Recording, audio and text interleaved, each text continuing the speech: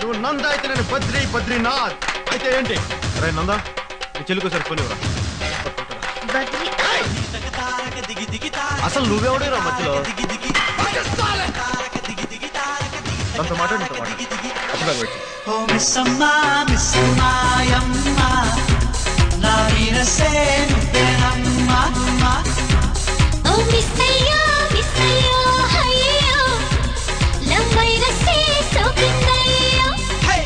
బంగాళాఖాతంలో నీరంటే నువ్వేలే, రంగీల పాటల్లో రాగం నువ్వేలే, గండాల దారుల్లో మంచంటే నువ్వేలే, మండేలా చూపే నువ్వేలే.